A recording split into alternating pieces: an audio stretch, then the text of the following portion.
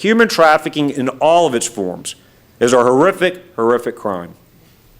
You know, there's a misnomer, there's a misperception out there that some of these are victimless crimes. Nothing could be further from the truth. Human trafficking occurs when a person is forced to provide commercial services against her will. It is often related to sex. It's happening at an alarming rate, not only right here in our own country, but right here in our own state. It is tempting to think of this as a crime that's only taking place overseas or in impoverished countries. That's simply not true. This is a horrific crime happening in America and happening in Louisiana. Too often, the most vulnerable in our society are targeted. Those that have been abused or lack a family to walk through their lives with. These victims are lured in often by a controlling criminal who promises them a chance at a better life. Maybe a job, an education, or maybe even just simply a loving relationship in place of the families that they don't have. These criminals use physical abuse, threats, lies, manipulation, false promises, and they end up degrading these women as human beings, treating them as if they were pieces of property. There are literally millions of women living in this slavery who will go to sleep tonight praying for a way out, praying that somebody will hear their voices. Sex trafficking and sex slavery happen locally in cities and towns, both large and small, throughout the United States, right in our backyards. There are monsters preying on the vulnerable right here in our Baton Rouge community and across our state at much, much more frequent rates than most people realize or understand.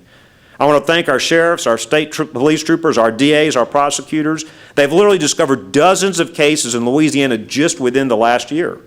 These cases have been found in a wide variety of venues, including residential brothels, online escort services, fake massage businesses, strip clubs, and street prostitution. The bottom line is that engaging in the commercial sex industry is often not a victimless crime. The criminals working in organized networks treat the victims like commodities, buying and selling them for profit. This slavery, known as human trafficking, is immoral, and we must stop it. We're not here to just discourage it, to contain it, to reduce its frequency. We're here to make sure that we rid it from our state as a first step, rid it from our country, rid it from our world. And that's why we've joined together with legislators and others to include key bills in our legislative package this year. These bills help us to speak up for those victims who cannot speak for themselves and help us to further crack down on this terrible industry. This is the reason when I opened the session, I said this had to be one of our top priorities as we came together to work several weeks ago.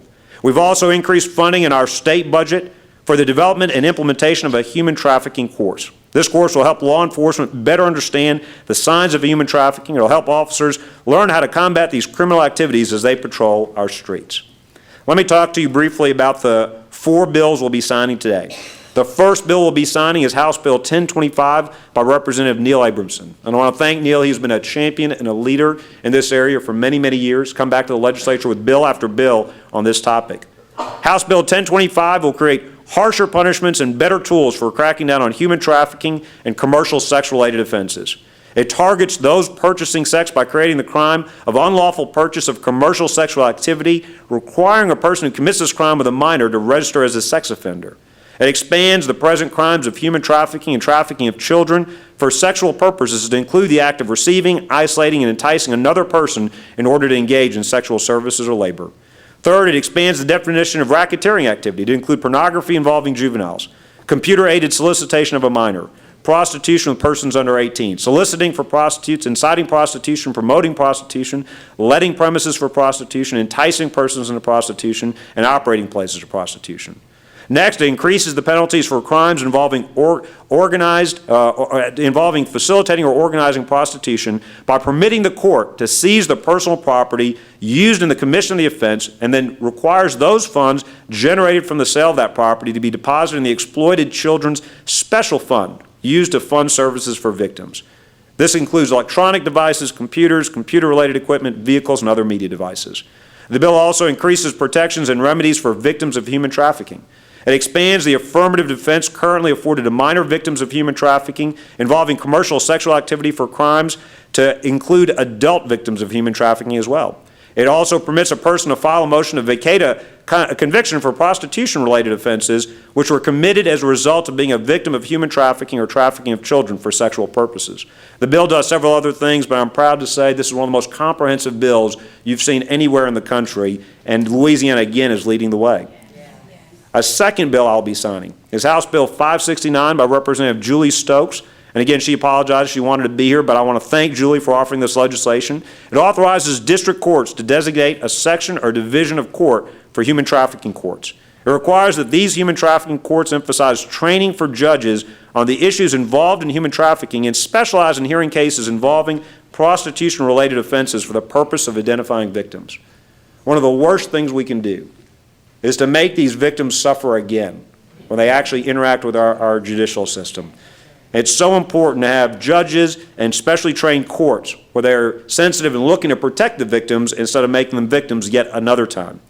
Third, I'll be signing into law House Bill 1105 by Representative Hodges, which requires posting of the National Human Trafficking Resource Center hotline in abortion facilities. Too often, perpetrators of human trafficking force victims to undergo abortions so they can continue working in the industry. This bill is aimed at reaching those victims before that happens. Current law already requires many establishments to post information regarding the National Human Trafficking Resource Center hotline in locations that have been found to be a public nuisance for prostitution, including massage parlors, spas, and sexually oriented businesses. This bill requires abortion facilities to post information regarding the National Human Trafficking Resource Center hotline so that victims can see this number and know there is a way to get help and escape this life. Fourth, and finally, I'll be signing House Bill 1262 by Representative Ivey. I want to thank him for authoring this bill and for being here today, which requires that prior to undergoing an elective abortion, a woman must be provided with information on coerced abortions and human trafficking. This law will help us to identify more victims of human trafficking who are forced to go to abortion facilities, and it'll help us to offer these victims a way out of this terrible industry. Now, these four laws build on our past efforts to punish and deter criminals engaged in human trafficking. They will help us to better protect vulnerable victims from these heinous, heinous crimes.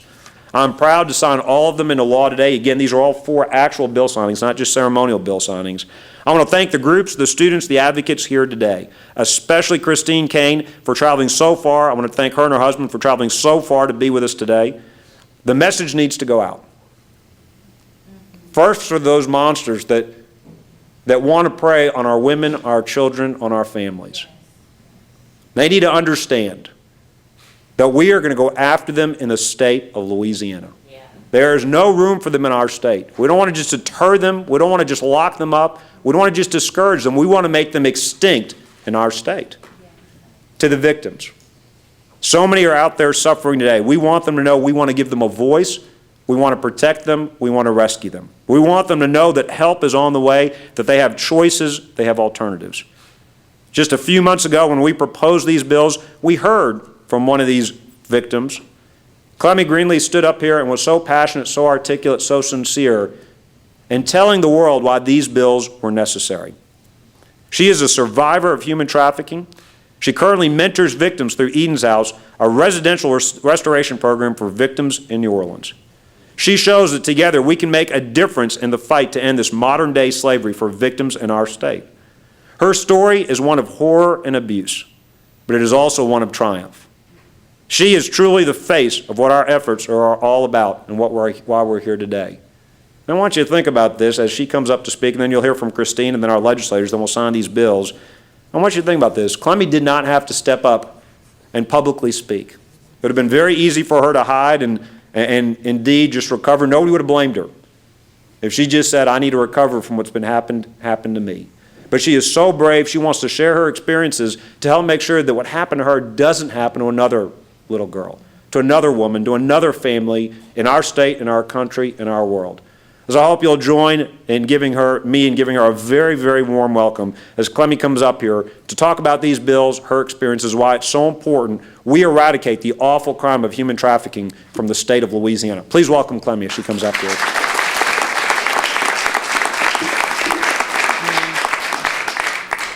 Good afternoon. I know I was fidgety back here, and it was like I was going to run, but I was really jumping for joy because, gosh, You just don't understand. Just him making that announcement like that has lifted decades of pain and hurt and disbelief off of me. Because for years and years I was trapped into the sex trafficking life at 12 years old. And as I stood out here and looked out in the audience, this young girl here is the only one that captivated my attention. And I asked her mother, could I point at her? Because she was my age when I got caught up in it. And the reading of the bill has made me know that now she'll be protected, he'll be protected. And the more we get arrested and the more we get tortured, you know. I was here last time, a couple of months ago, and I was like, they're not going to hear me, but I'm going to say it anyway. But then I got a phone call and said it's actually going to become a law. Would I come back? I don't care if you hadn't sent me a plane ticket. I'd have got back. Because for years and decades, I wanted some help and couldn't get it. And I shared with the battle scars, the stab wounds, the abortions, the beatings, all the sex trafficking that you've been taking around the world and around the country and right up under your backyard being done to, and you don't have any idea what's going on. Not only do I have arrest record over 100 times, it's because I'm the one kept getting charged. I'm the one that kept on being the bad person. But remember, I'm 12. I'm 14, I'm 16. I mean, when is somebody gonna come and say, this is a bad man, this is a bad direction to be taking her to, and she's not fault here. So of course, after you let me go, after I age out, I don't know anything else. I'm on drugs now, I'm beat down, my self-esteem is gone, I have no one to love on me, so now I'm just a piece of trash. Then that's how I ended up living like trash in the street, being a junkie, continuing to be a prostitute, because that's all I knew. And I didn't get the help I needed until I was 42 years old. And I figured then, who need me? I'm washed up, I'm dried up. But it was one program called the Magdalene Program in Nashville, Reverend Becca Stevens, who said to all the ladies, I need you, and I'm going to show you that you do have a voice. And no matter how angry I were and how embarrassed I was, especially with the stab wound in my back, I want to wear a pretty blouse. I want to wear a pretty dress, but I can't because of my back. But then again, I learned that I could. And so once I learned that I could, like I've always tell people when they stand behind me, you can feel them breathing down my neck. Yes, ma'am, that's a stab wound. Bag up off of me. You know, let me share to you how I got it. And that way you won't be talking about me before you ask me who I am. So I want to thank the governor, because he just don't know not only the voice he's given me, the people he's going to be watching this all over the world is jumping up for joy. I remember telling him if I could ever meet any of the ladies in Bosco, Philippines, anywhere, just you translate the language and I'll let them know I got your back. I'm here to help you. So with this right here, I can't do anything but thank Carla French for giving me the opportunity to come to New Orleans to help her with the Eden House, because I can't look at it, she'll make me cry. But that's the opportunity for me to come and talk to the women and like, come on here, I got you, we can do this. But claim me I'm 40, claim me I'm 21, claim me. I said, but somebody got you though. I mean, if somebody had got me at 12, I'd probably been different, but it wasn't meant, because I needed to be here to say that with all your help here, would get behind the governor and Cora and other organizations out here. Let's make this happen. I am so honored. I just can't wait till the next person get caught. So that I just can't. I just can't. So I just need to just say that, and I wouldn't be no better if I didn't. But again, this is so important that we believe that this is a good bill to be signed, and I could never ever again be as proud as I am standing here talking about go, governor, go. Let me introduce Christine King. Where do you go after that? That is why this bill exists. It is so inspiring. And Governor Jindal, I want to thank you. You know, the A21 campaign is in 10 nations, 12 offices, and what is happening here is historic. And I was just saying to the governor that I really hope that we can take this and model it around the world and show different governments around the world that, you know, this can be done. When we all work together, we can bring change. I'm so inspired, I feel like I'm going to spin been through the roof right now. So, it would be it's so incredible to me that out of a state, Louisiana, that all this comes out, this legislation will come out of here and it will impact the nations of the world. And that's what I want you to understand, that I think even the governor asking me to come is just representative that we have a global vision, because it affects everyone. You think, what's a girl from Australia doing standing here in Louisiana, Baton Rouge, Louisiana, concerning a piece of legislation? Well, the fact is, this affects us all. It's not just Clemmy on her own, and it's not just our workers on their own or government on their own. It takes all of us working together, and we've all got a voice, and our students can bring their part of the equation to the table, and we all do our bit, and together we're a lot more powerful than we ever thought that we were. And I think that this is symbolic of that. We work in nations where there are not even laws that protect the rights of any victims, and therefore we don't even identify victims. So the fact that this kind of legislation is being passed right here, and it is a prototype. We have 2 offices in America, and other states that we work in don't have this kind of legislation. So I am so thrilled that it's being passed here, and it means we've got something tangible now that we can go to other states and other governments and say, you know what, it's working here in Louisiana, and so it can work everywhere else. And wouldn't it be awesome that this becomes the forefront of the abolition movement here in the United States of America? For too long, people have thought it doesn't exist here. Well, it obviously does exist here.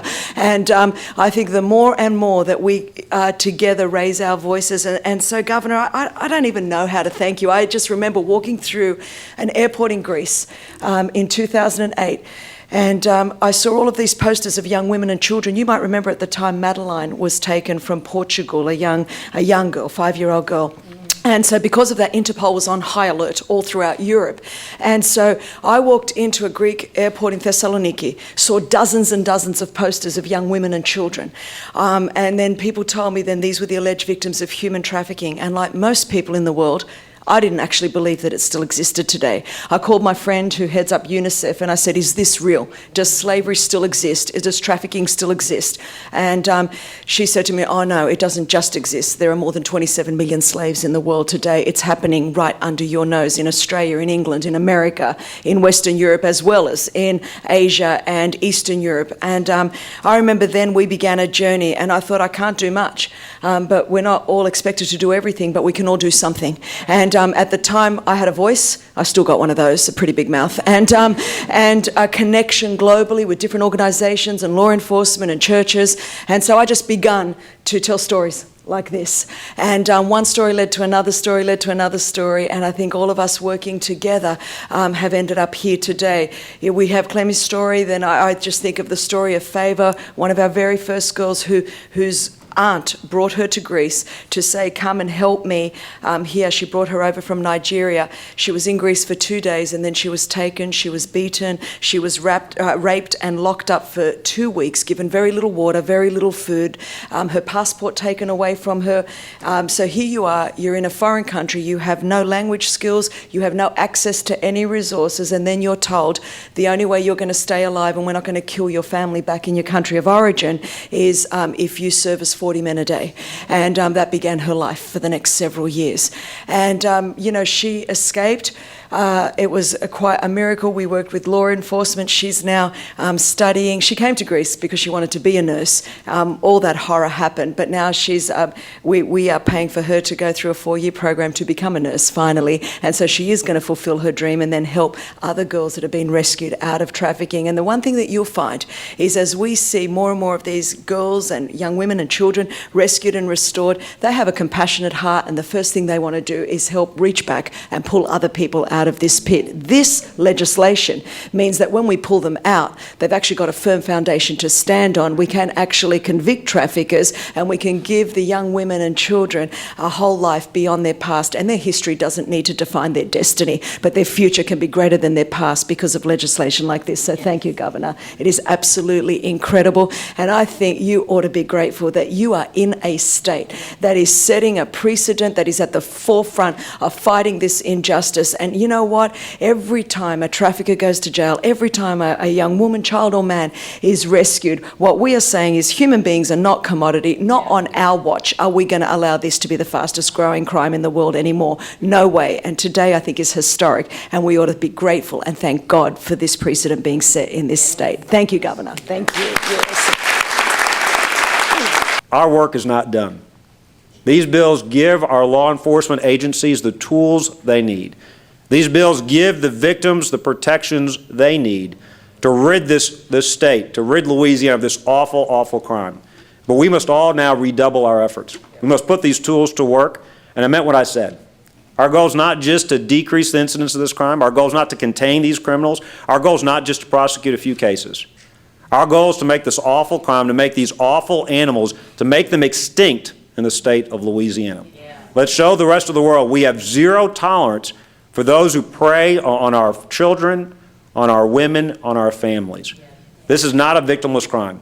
Let the word go out for those victims that are suffering in silence. We want to be their voice. We want to be their defenders. We want to be their supporters. So our work has to start anew today. We're not done. Today is a great celebration of these 4 bills, but this is not the final step. This is just the next step towards ridding our state of this awful, awful crime. And I know I'm speaking to a lot of men and women that will absolutely take that charge seriously and have shown they have sacrificed for their own time and treasure to make that a reality. Thank you again. We're really in honor of your tremendous work for these nameless and today faceless victims. With your help, we will give them the voices they deserve.